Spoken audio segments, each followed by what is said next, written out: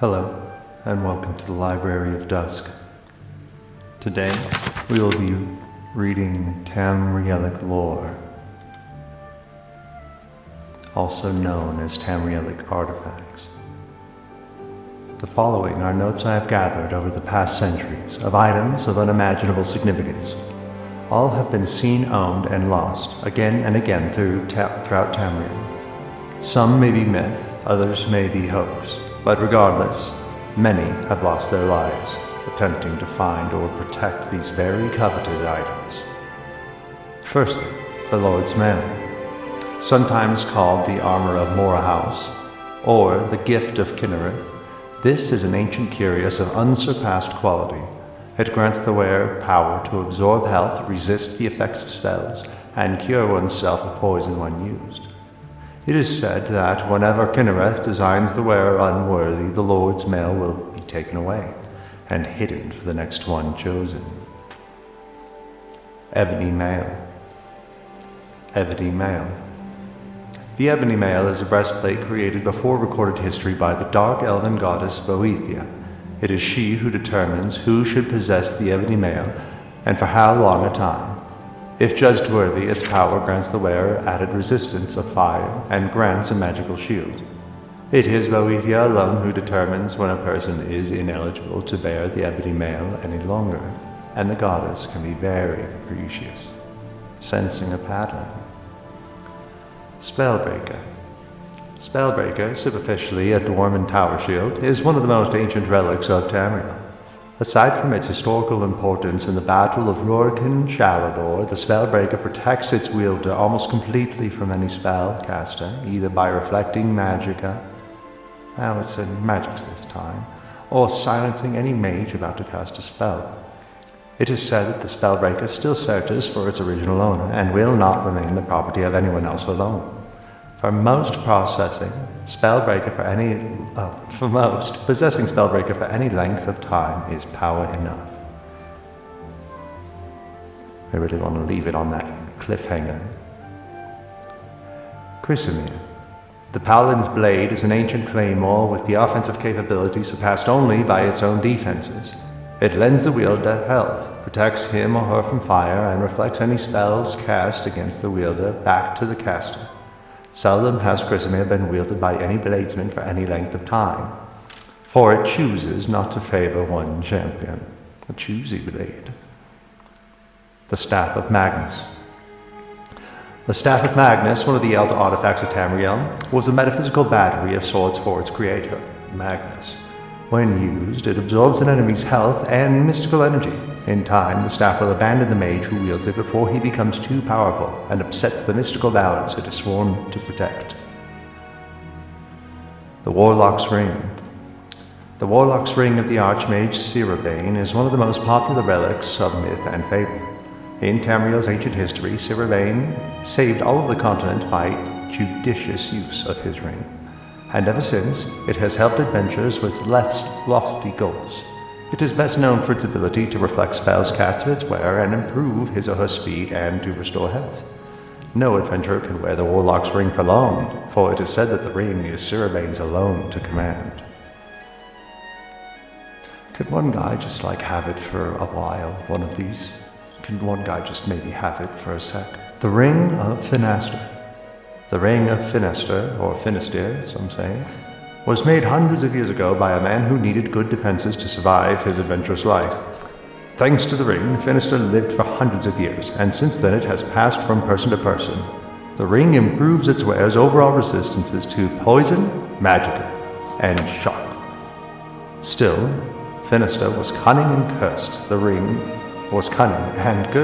so that it eventually disappeared from its holder's possessions and returns to another resting place, discontent to stay anywhere but with Finisterre himself. Oh, so this one's a longing ring. The Ring of Khajiit. The Ring of Khajiit is an ancient relic, hundreds of years older than Rajahin, the thief that made the ring famous. It was Rajahin who used the ring's power to make himself invisible and as quick as the breath of wind. Using the ring, he became the most successful burglar in Elsevier's history Elsewhere? Elsewhere. Rajahin eventual fate is a mystery, but according to legend, the ring rebelled against such constant use and disappeared, leaving Rajahin helpless before his enemies.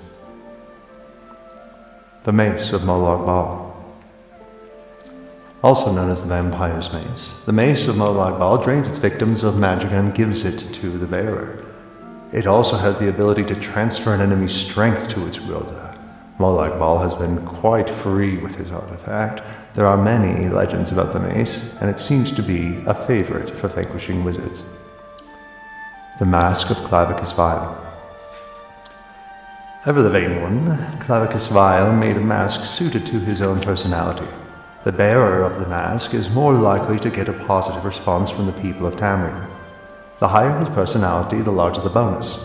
The best-known story of the mask tells the tale of Avelia, a noble woman of some renown. As a young girl, she was grossly disfigured by a spiteful servant. Avelia made a dark deal with Clavicus Vile and received the mask in return. Though the mask did not change her looks suddenly, she had the respect and admiration of everyone. A year and a day after her marriage to a well-connected baron, Clavicus Vile reclaimed the mask. Although pregnant with his child, Avelia was banished from the baron's household. 21 years and 1 day later, Avelia's daughter claimed her vengeance by slaying the baron. Mehrunes Nazar. Mehrunes Razor. The Dark Brotherhood has coveted this ebony dagger for generations. This mythical artifact is capable of slaying any creature instantly. History does not record any bearer of Mehrunes Razor. However, the Dark Brotherhood was once decimated by a vicious internal power struggle. It is suspected that the razor was involved. Cuirass of the Savior's Hide. Another of Hircine's artifacts was the Cuirass of Savior's Hide. The cuirass has the special ability to resist magicka. Legend has it that Hircine rewarded his field hide to the first and only mortal to have ever escaped his hunting grounds. This unknown mortal and the hide tailored into this magical cuirass for his future adventures. This unknown mortal had the hide tailored into this magical cuirass for his future adventures. The Savior's Hide has a tendency to travel from hero to hero, as though it has a mind of its own. The Spear of Bitter Mercy. One of the more mysterious artifacts is the Spear of Bitter Mercy. Little to nothing is known about the spear. There are no recorded histories, but many believe it to be of Daedric origin. The only known legend about it is use by a mighty hero during the fall of the battle's fire. The hero was aided by the spear in the defeat of Mehrunes Dagon and recapturing of the battle's fire. Since that time, the Spear of Bitter Mercy has made few appearances within Tamriel. The Daedric Scourge. The Daedric Scourge is a mighty mace forged from sacred ebony in the fires of Fickeldine. The legendary weapon of Makan, it was once a fierce weapon used to send spirits of black back into oblivion. The weapon has the ability to summon creatures from oblivion. Once a tool used against the Daedric lords in the battle's fire, it now roams the land with adventurers. The Bow of Shadows. Legend has it the Bow of Shadows was forged by the Daedra Nocturnal. The legendary ranger, Rhea Leskahael, was granted the bow for a secret mission that failed, and the bow was lost. Rhaelis did not go down without a hearty fight, and it is said to have, with the aid of the bow, taken scores of his foes with him. The bow grants the user the ability of invisibility. Well, that's kind of, you just say it. And the increased speed. Many sightings of the Bow of Shadows have been reported, and it is even said that the sinister dark elf assassin of the Second Era, Ram, once wielded this bow. I always give dark elves such sad names. Fists of Randagulf. Randagulf of Clan Begalin goes down in Tamrielic history as one of the mightiest warriors from Skyrim. He was known for his courage and ferocity in battle, and was a factor in many battles. He finally met his fate when King Harold conquered Skyrim. King Harold respected this great hero and took Randagulf's gauntlets for his own. After